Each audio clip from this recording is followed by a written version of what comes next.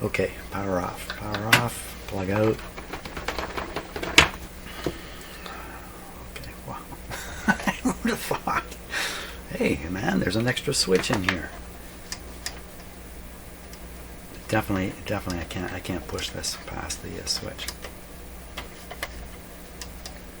So I'm going to install a short on the switch with a piece of wire. Okay, put a short in so this radio is on all the time. Okay, let's flip this over. For this to work, that means the automatic switch here is on all the time.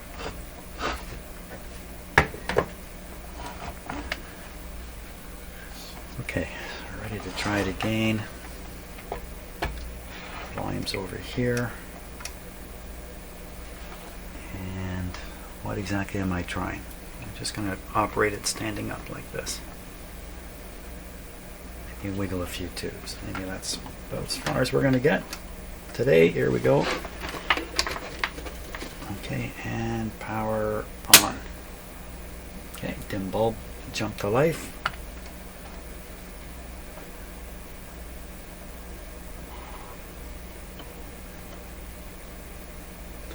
Tubes can be very slow to warm up when you're running them through a light bulb, dim bulb system.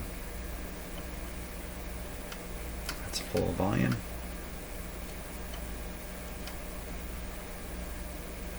No volume. So there's really nothing coming out of it. So a very suspicious tube is the output tube. There are bad contacts in the socket, or the tube is shot. Output tubes typically wear out. So we'll turn the volume down and up a little bit. I'll wiggle that tube. Not much happening. So now we'll wiggle the detector tube.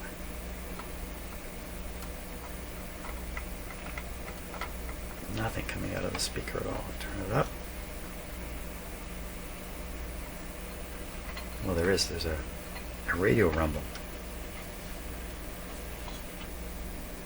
Hey, what was that?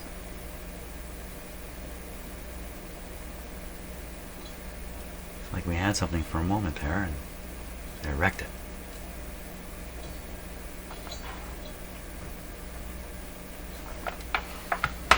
Let's just check something here before I get myself in hot water.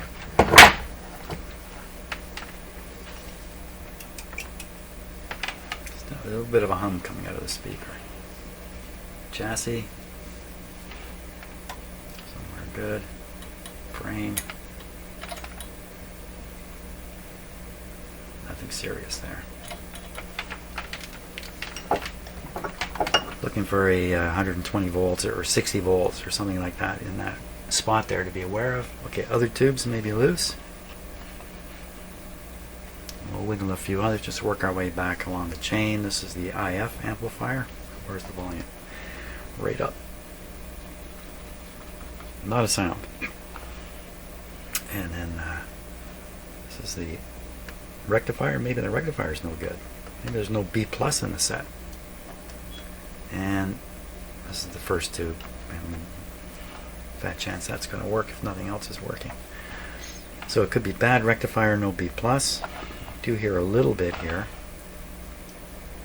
Let's go on that basis. I'm going to turn the power off while I turn it over.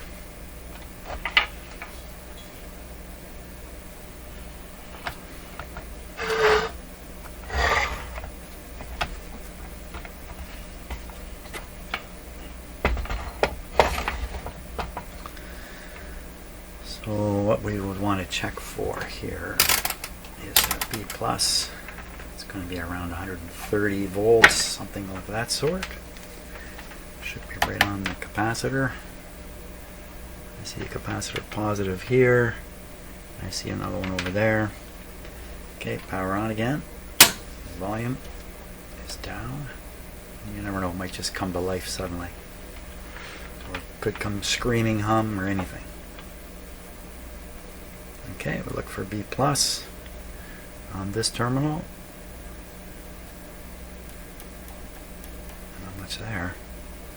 And B plus on this terminal. Oops. Okay, so we see 67 volts, and what on the other terminal?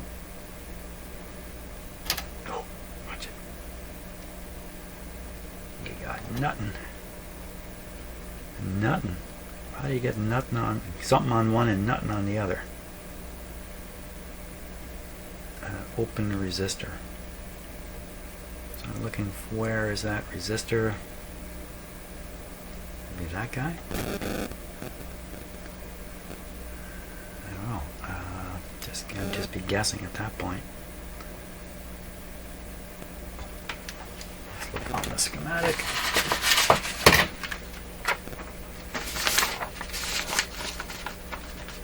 Power supply, where's the two filter capacitors? Here they are. So one of these is showing voltage and the other one isn't. There's the rectifier. C15. Okay, so can we spot that down here? Well, it's this big thing here, C14 and 15, but they don't really tell you where the wires go. So that's definitely 14 and 15 here.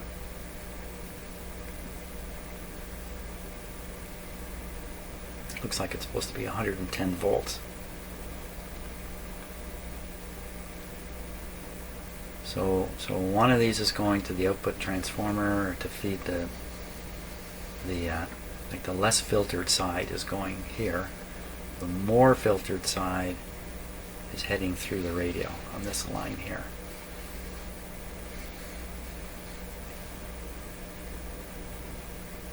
Which one is it? How are you gonna know? There's a red wire and a black wire. Did they identify them here? Red and black? No. It sounds like little radio sounds coming out of the speaker now and then. So why would there be no voltage on one side of it? The open resistor right here.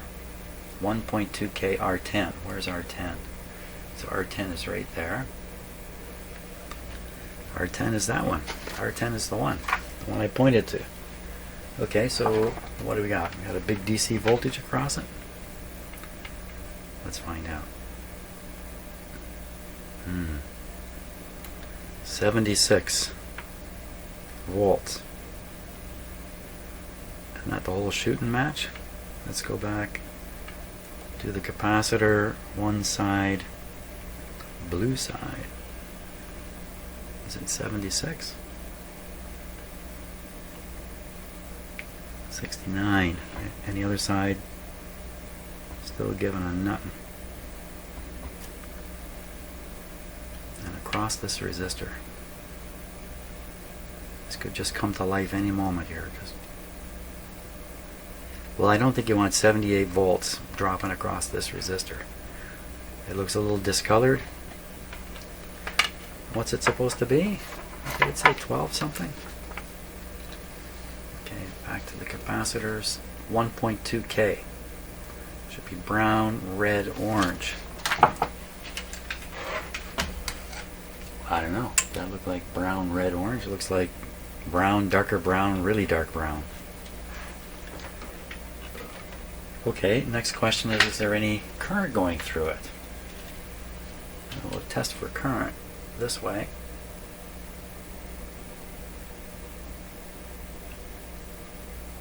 Oh, I think there is some heat in it. Yeah, it's warm. There's current going through it. Power off. Power's off. Power off. So what if we put an ohm meter on this guy? So one side of it is right to the B minus, and the other side is to the open plate of the rectifier and through this capacitor. And up this way nowhere. So yeah, we should be able to read that accurately. Okay, first checking for residual voltage here.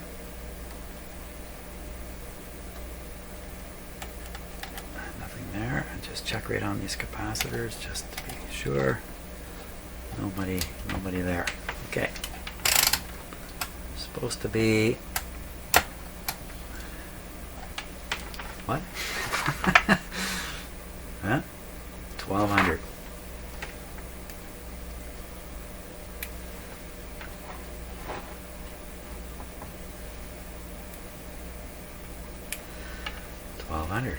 What do you say? More than 1200, more than 2000. What do you say now? 5000. 5000 when it's sitting here in the radio cooled like this. 5000 ohms. We need to put a 1.2K resistor there. Well, the only thing I've got to go in there is a wire wound resistor, so that's what it's going to be, even though I'm not sure, but maybe a wire wound resistor is a problem in that spot.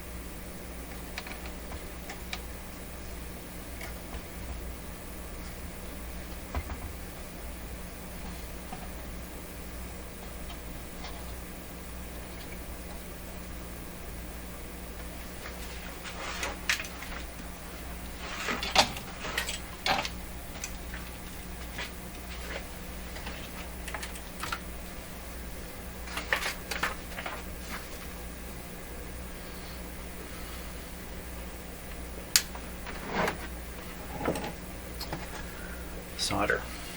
There it is.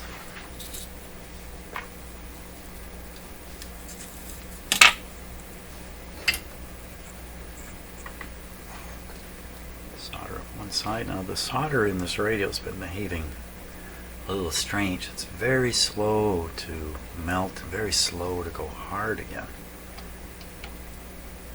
So it's not a eutectic type solder.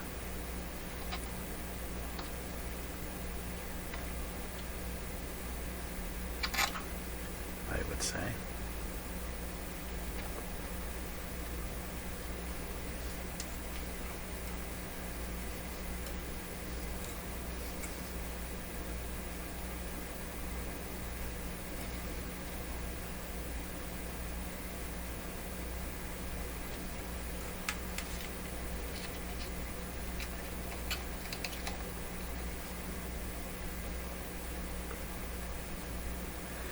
To wait for it to freeze for quite a while. Okay, that's one side.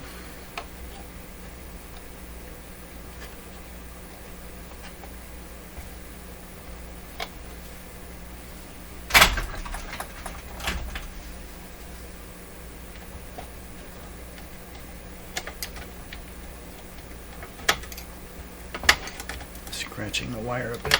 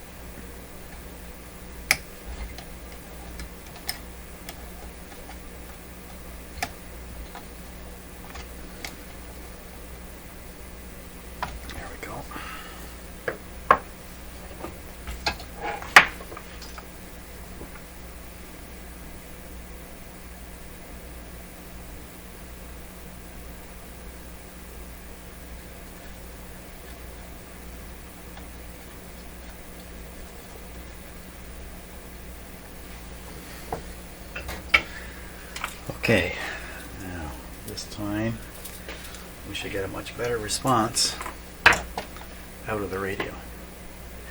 There's no chance of this overheating, so I'm not going to worry about it. I'll flip the radio back over.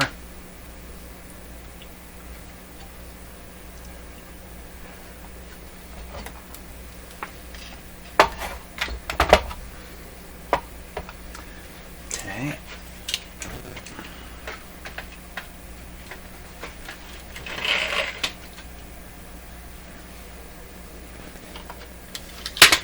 Put those there for now. Power's off. Plug it in. Maybe we're just going to get a much louder hum out of this. Volume down. There'll be more pull on the power supply, so it may produce the hum stronger. Everything ready? It's on when it's on. Yep, there we go. Okay, dim bulb's behaving properly.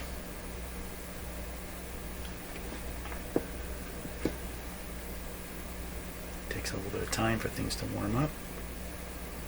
102 volts on the radio, 103. 104. Should start going down. There, it's going down now.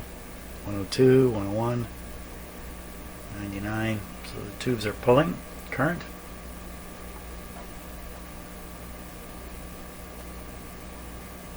We're not hearing too much. Okay.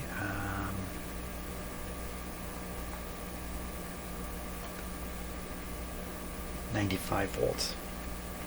I'm going to screw in the other light bulb here. It's going to jack it up to 107 volts, certainly enough to make it work.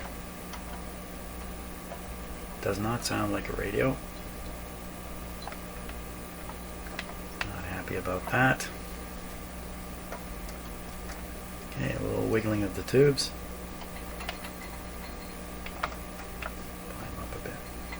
The output tube, detector tube. Everybody's quiet. Okay, power off. Did this not work? Flip it over again.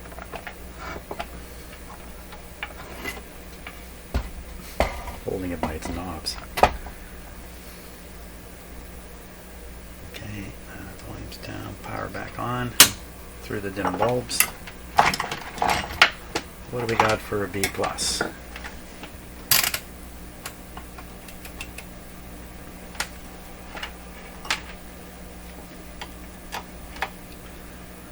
Okay, checking on the filter power on the power supply capacitor blue wire. 53 red wire. Still got nothing. Hey, what's going on?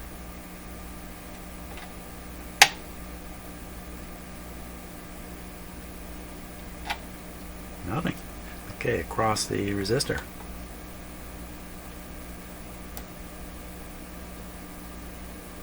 Same voltage. How's that happen? Short on the second side. Short. Okay. Let that come off. How hot did this get? Ooh, that's a hot one. Short. Okay, let's just check for some voltage here before we make the boo-boo.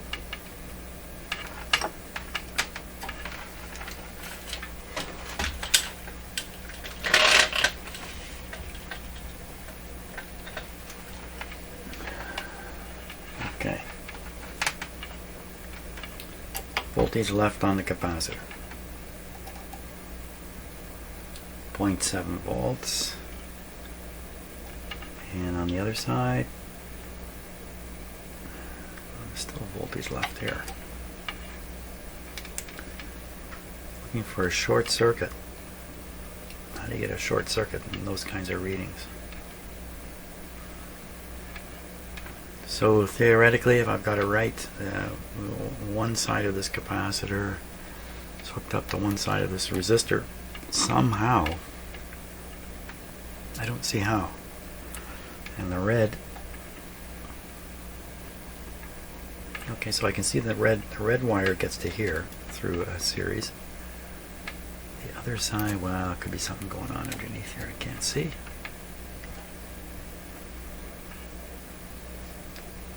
So to the black wire. So the black wire goes here. Might as well use the black. And now we're going to read the top of the. Yeah, I don't know about that. There's too much residual voltage in here. Black wire. Oh, that's voltage. We're trying to read. Oh, that's good. Let's just keep doing that. Black wire again, right here. That's a residual. Oh, what is going on? There's no decimal point.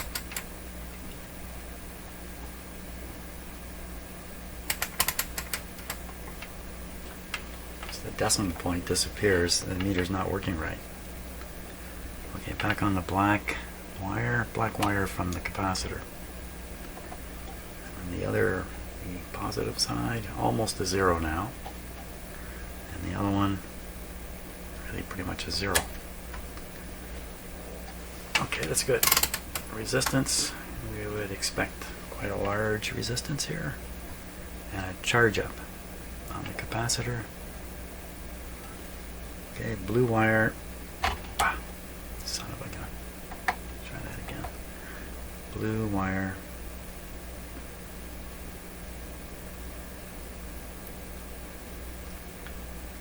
Well, it's suspiciously similar to the resistor. And the red wire. Ooh. Short circuit on this side of the power supply.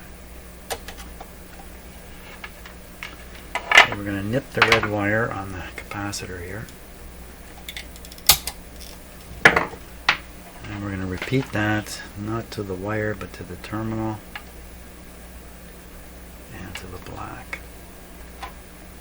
So I've taken the capacitor out of the picture and it's greater than 2K. Now I'm going to try to touch the end of the red wire here, what's left of it.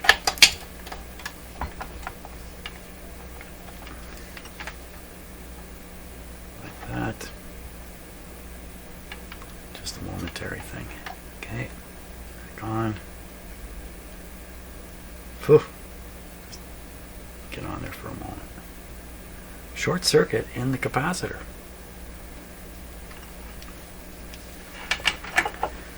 Okay, so we should probably just go ahead and change this capacitor now and see what happens. Well, it's the next day actually. It's now November 4th. And I worked a little long yesterday, so you've been watching video actually shot yesterday right up until now. And what I've done in the meantime off camera is I replaced the capacitor after having discovered it to have a short, which I never found one of these guys with a short in it before. And I think I'm probably the exception to the rule. So there's the two new capacitors are installed, and time to try this radio once again with the rest of its original parts and with this resistor installed. We'll see what happens. In the meantime, I've received a couple of emails with links to information about this radio, or more information about the radio, including a picture of the guy who probably worked on this radio, probably put it on its wood base. Just to remind you, this radio came as an award, a curling award.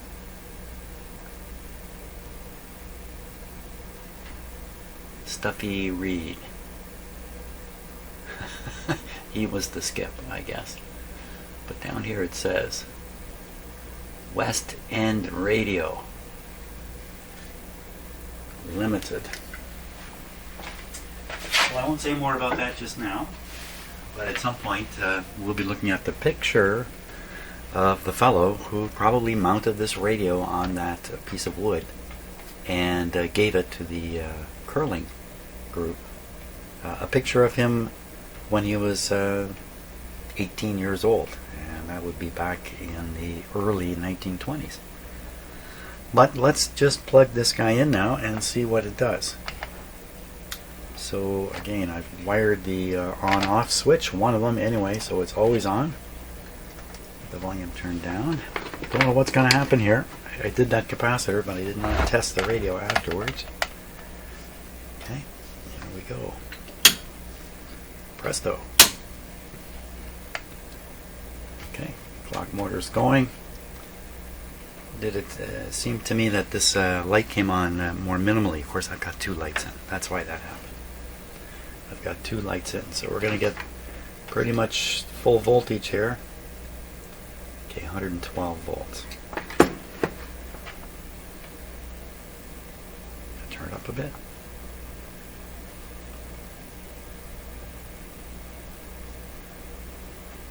Patience.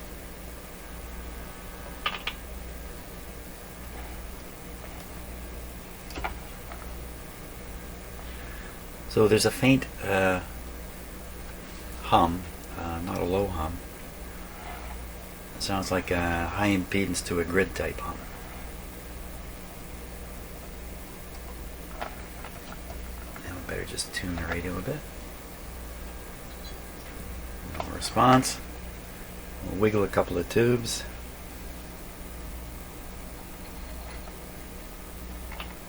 No crackling at all. Oh, crackle. Okay. Okay, so it's like a really cheap signal injection there.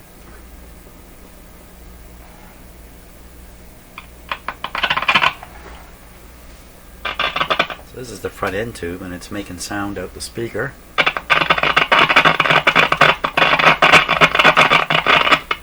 Not necessarily traveling through the regular signal circuits. It can be just affecting B plus and stuff like that.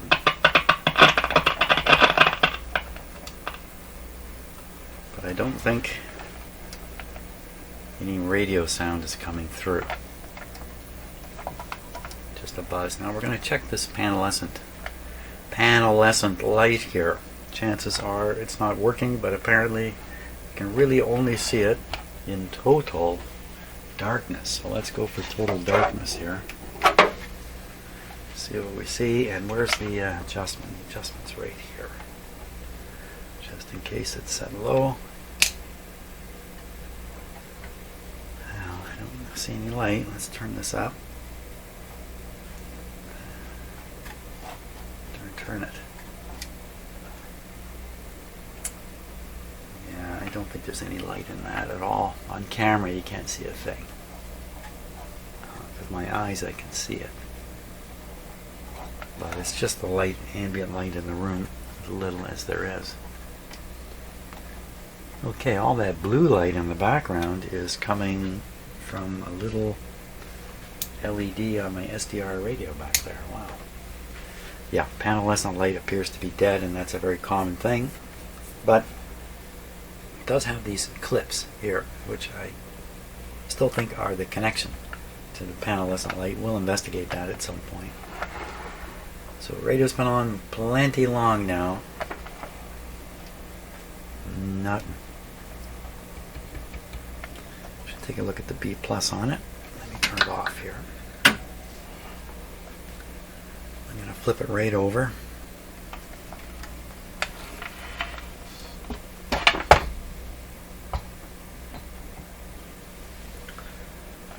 Okay. Just check B plus.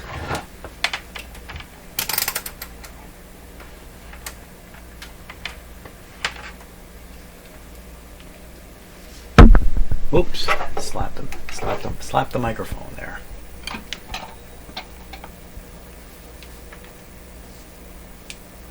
power back on.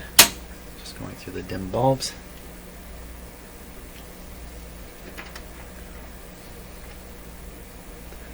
Got around 110 volts. Just a touch low, but that's okay. For B plus, what do we got? Okay, checking the two capacitors I put in. Here's one. 85, and here's the other one. 95. Okay, we'll put it on full power here.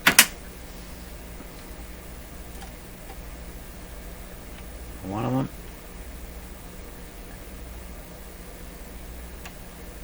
Put 90 volts, and the other one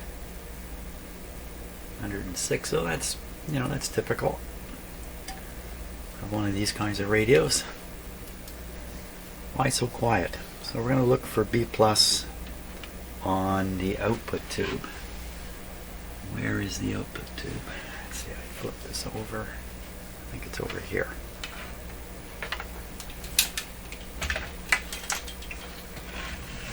So we're just poking around a little bit.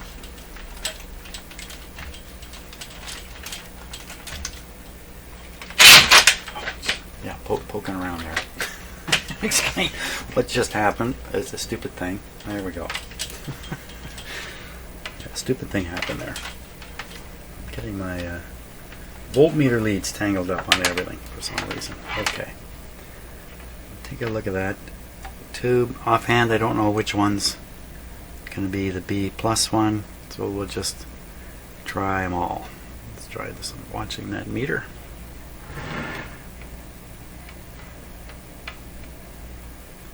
That thing there. Okay. Trying this one.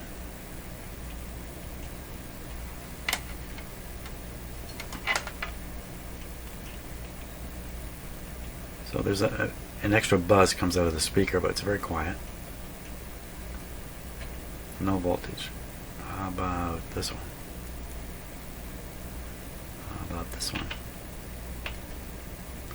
There we are. There's B plus on the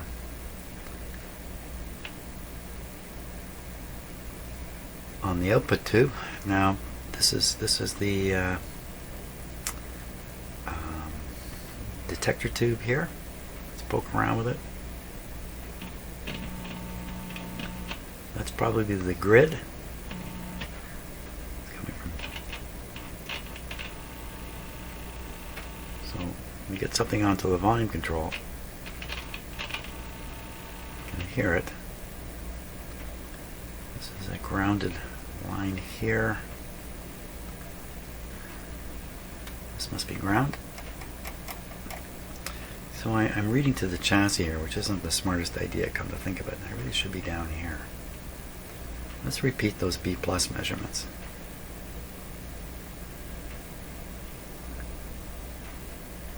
And we're getting 100 there. This thing be like 110 here or something. 120, that's much better.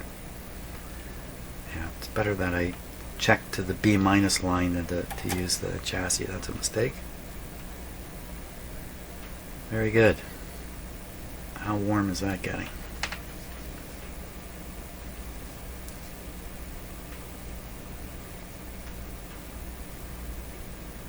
That'll be like 40 degrees, something like that. Maybe 35. It's not very hot. That's good. I can put my finger on it if I wanted. So we think this guy's working. But let's look for the B plus on it. It's going to be a low B plus. 23. That's pretty low.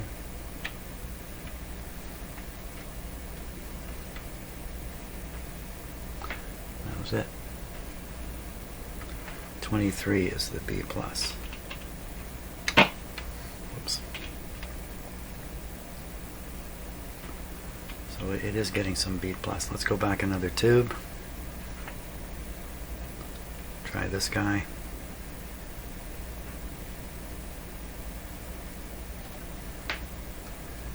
Just kind of randomly going around. That might be a grid.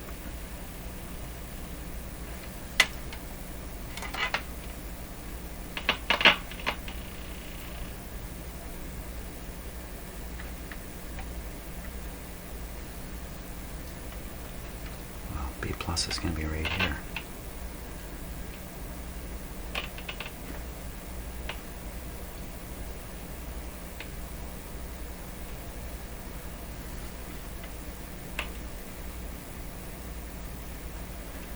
Well, it seems to be B plus through the radio. Might as well check the last two. We've done this many.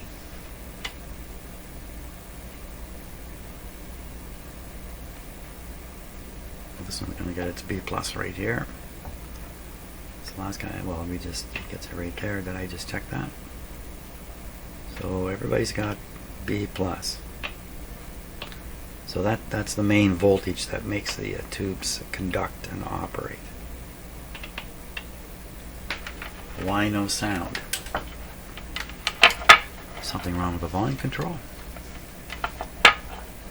There is no sound. So the sound gets to the volume control.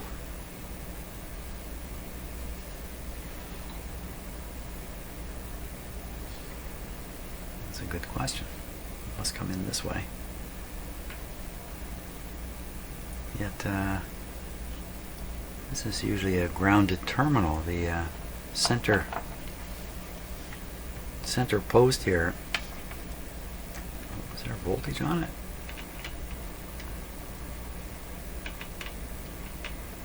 Well, I don't know what they're doing here.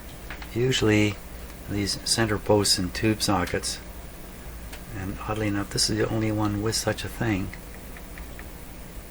These are all, they don't, this one has one, this one here. You can see it's, where's it going? Pretty sure it just goes to the chassis or goes to the B minus. But this one's different. This one has a wire coming up to it. Connection here. Connection here. I think it's just a terminal post. It's just a very, very cheap way of creating a terminal. Perhaps. I'm not sure about that. Okay, I'm not going to find out much more. And just trying to have a little bit of fun with the radio before I start changing all the capacitors. Why don't we poke through the radio a bit with a signal tracer and just see what we can pick up. If we can pick up anything at all. That sounds like a bit of fun.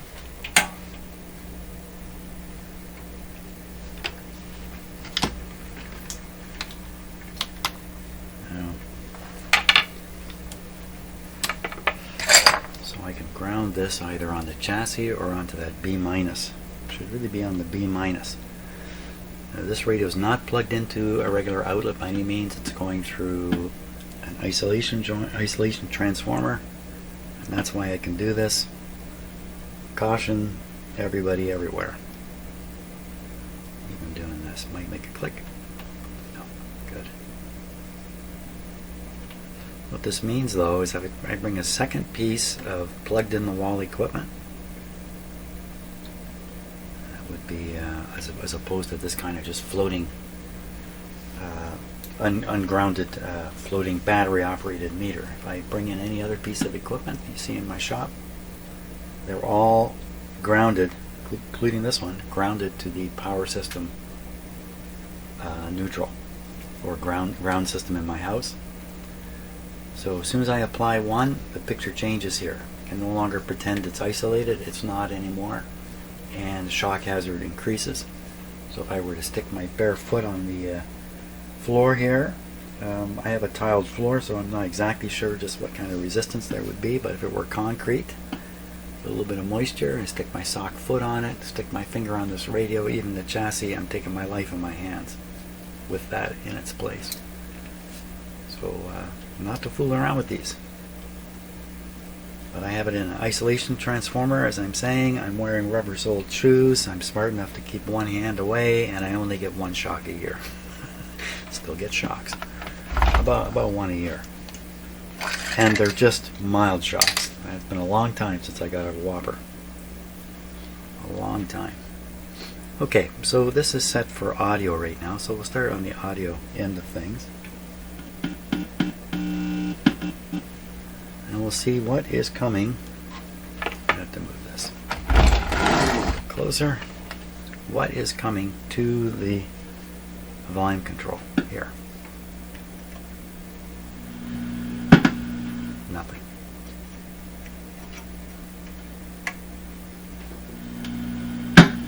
Nothing. On the other side of that resistor,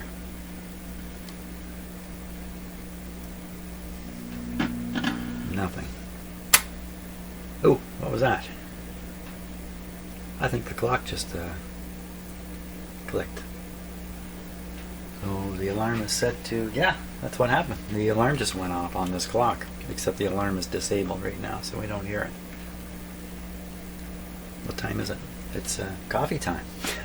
That's what you notice. I have the clock upside down, and I'm trying to reverse time and get younger while I'm working on this stuff. Okay, so we can't go back too much further now before there's no audio to hear. In fact, we really can't go back any further. Volume control. So nothing at the volume control. So we're going to switch the signal tracer to tracing RF. That's this guy over here. And we're going to want to tune this to 455. So this is band A. 450 is tuned there right now. 455.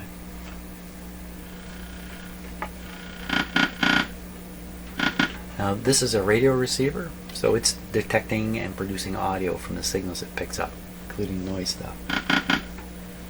So we want to pick up the output. If we want to keep working back from the speaker, we want to pick up the output of the second IF, which I would have to deduce it's got to be this one, and the output probably here. It's very, very unsuredly, maybe here.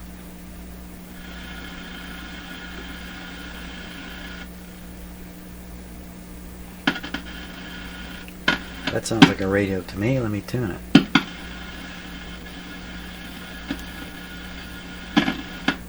A little shaky looking.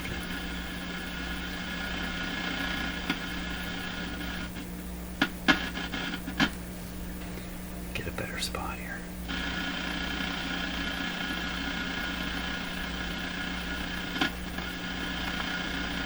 Well, there's something happening.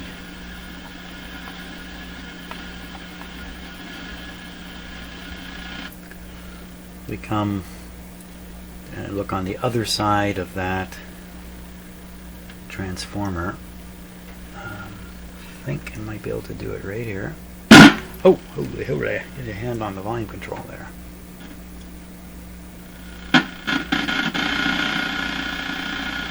Same thing. Okay, so now we're back to really the mixer tube. So the mixer tube is this one right here. Go on the plate of the mixer tube. What do we hear? Maybe that wasn't the plate. Let's try this one here.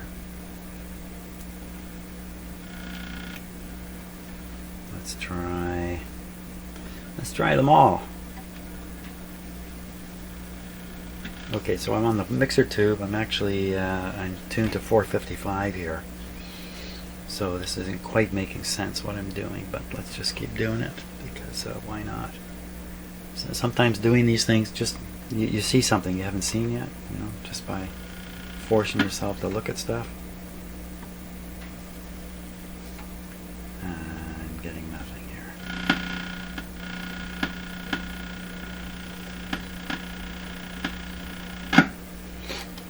Okay. Radio appears to be working, but not receiving anything. So why would that be? So one possibility is the local oscillator is not oscillating. So we're going to investigate that possibility. Remove this. Okay. And we're going to stop the video for a moment and Let's just keep examining this radio to figure out what's wrong with it. Okay, so this is the my SDR. My SDR's for an antenna just has a small looped up clip lead, and I'm holding it in my hand. That's why you see some variations going on. Now I'm going to wave it around the radio and try to sniff out the local oscillator. Well, nothing is really standing out there. So I'm going to tune the radio, and the local oscillator frequency should change.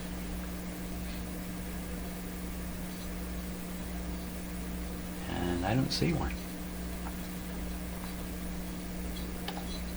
I'm going from one extreme to the other, and there's nothing moving back and forth on the screen at all.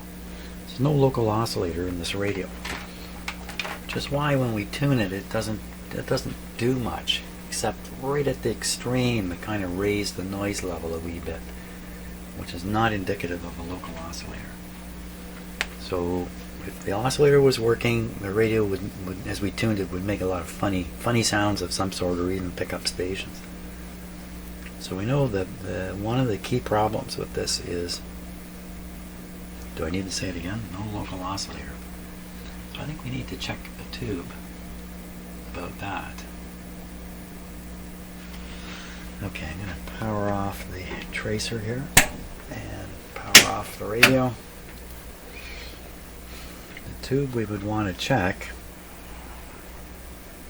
is the tube responsible for the amplification of the local oscillator, which is going to be doing double time as the mixer tube. That's got to be this guy right here. How hot is it?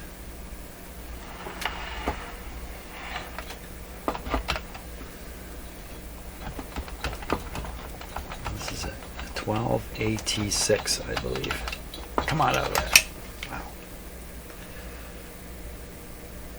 No, 12BE6. 12BE6. So I put this guy to the test. Is he the problem? Probably not. I mean, you're probably saying, no, it's the capacitors. Well, you're probably right. But I'm just interested in sort of investigating this stuff and finding out. Let me get the tube tester set up, and we'll see what this guy does. Okay, let's give this a go. Now, make sure this is the right tube. I like to double check everything when I'm doing this. 12BE6. Okay, 12BE6, just double checking. 13 is the setting for the filament voltage. 4 signal strength. 8 low is the bias. Pin settings 51763. 51763. 3000. 3000. 41 on the sensitivity, cheater control, and C for the plate. We're good to go. Okay. Ooh, big pop in the sound there.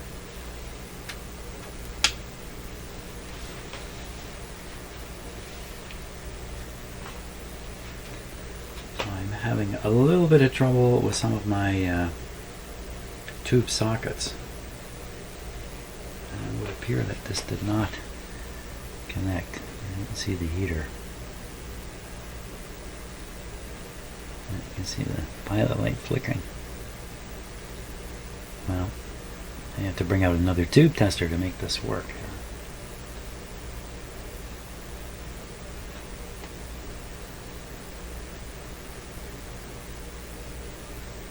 There it goes. Okay, now you gotta wonder about the other pins. Are they connected? Well, we'll see what happens here. If we get a good test, we get a good test. Checking for shorts. All is normal. Okay, so this should come up to 1570. 1570 is up about here. Oh. Now, is that is that my tube tester?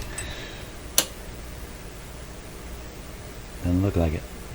So we have two indications of a bad tube here. One is my tube tester says it's bad, and two, the radio is saying it's bad. 12BE6. Oh, I have have lots of those. I'll get one. Okay, let's try this guy. It's lit up. Short check. All normal. Way over. Wow. Okay, that's one hot tube there. Fantastic. Okay, so now we got a good tube. I think we can write this one off. So I bend the pin. That's how I avoid ever getting this mixed up in my tubes again, because I'm not going to deal with it right now. I'm going to deal with it with later. You know what later means. Later means so long from now I won't remember why that tube is sitting there. So that's a kind of a permanent thing that I do. Okay, we're going to put this guy in.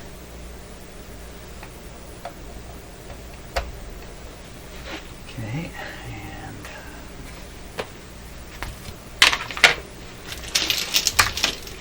put this away.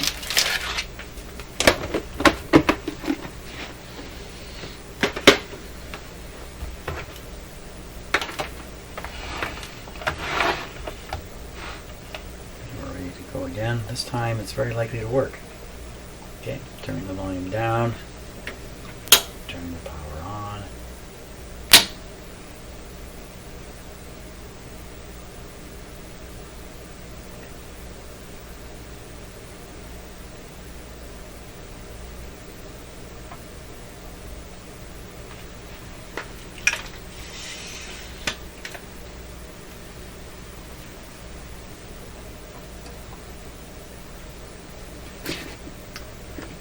Under 11 volts. Well, that sounds like a radio.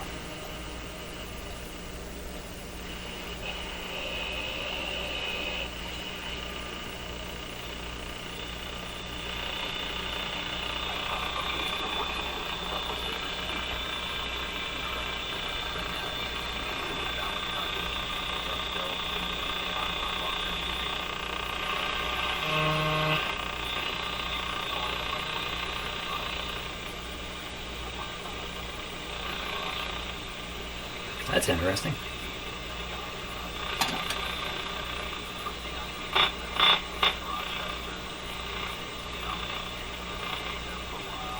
Just have to keep your hand like that.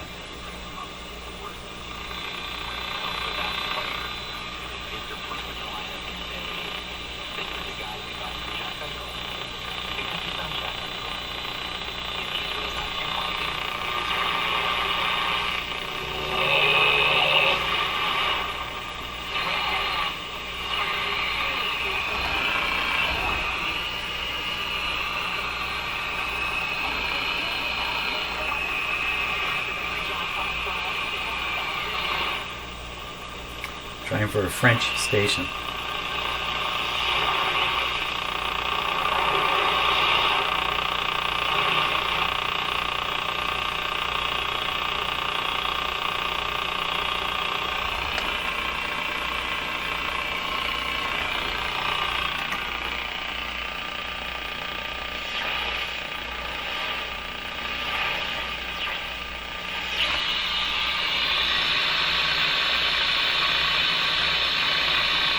Okay, did I get a shock or did I just freak myself out? I don't know which one that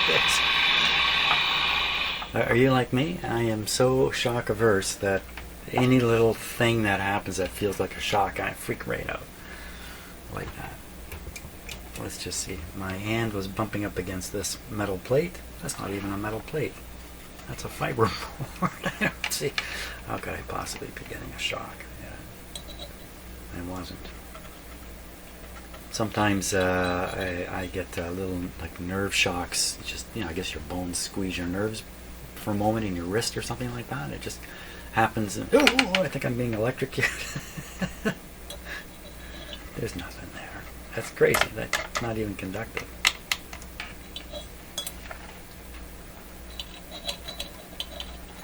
I'm imagining it. Okay, imagination.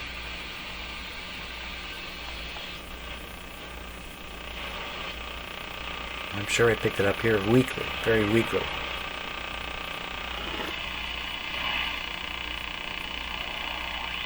The French station. station I use to judge radios.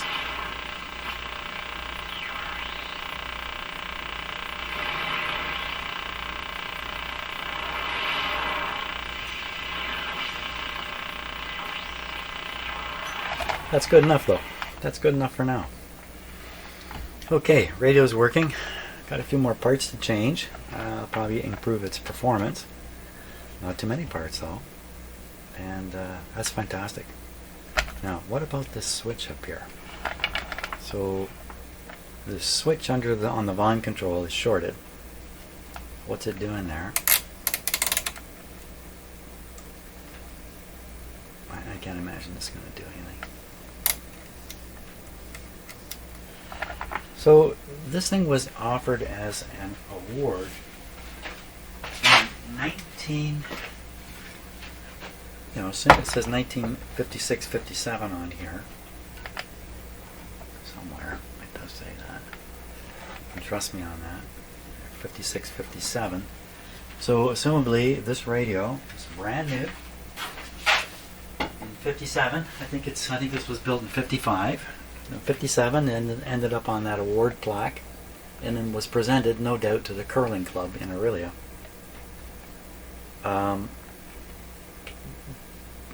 Unless somehow it was being used, which maybe it was, in their clubhouse or something, and it broke down, and then it was brought in for some kind of repair, and the volume control was changed with a switch-based volume control, which has subsequently failed too, which is kind of a weird story. This guy would have been built, and so what's my point? I'm trying to figure out, well, you certainly didn't do this switch on the volume control on day one, and the radio's brand new. It must have come back with a failure up here in this switch mechanism, and then had this done at some point, who knows when. And that's probably the story.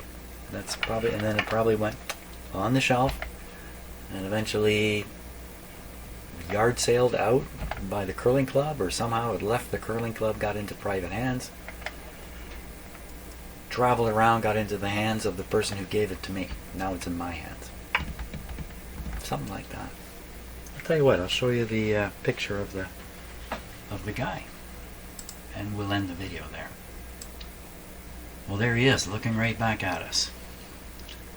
Walter Louis, a decorated veteran of World War I, settled in Aurelia after studying electrical engineering at the University of Chicago. Louis was initially denied a business license for West End Radio because he was Chinese, according to the Chinese Canadian Military Museum Society. So it's a long story here. Towards the end here, it mentions,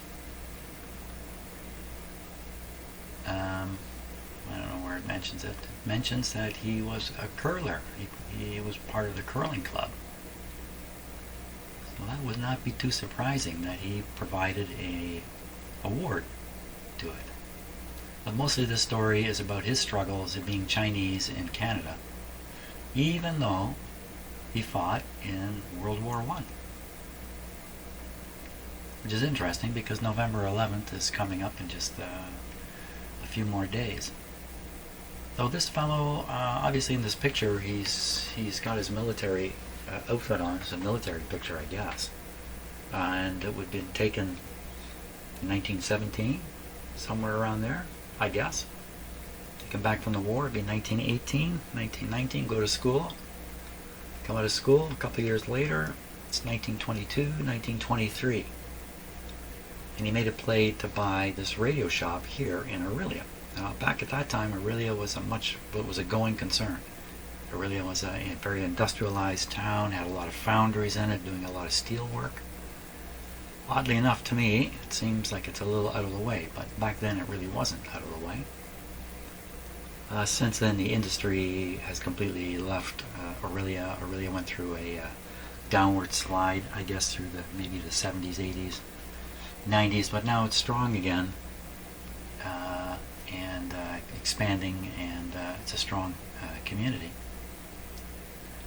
So there he is. So when I'm working on that radio, I'm touching something that I'm sure this guy in 1957, he would have been roughly that age, 1950, he would have been 55 or so, something like that. Worked his career in his West End radio shop. I don't believe there's any West End radio in Aurelia anymore. His shop was located on the main street in Mississauga.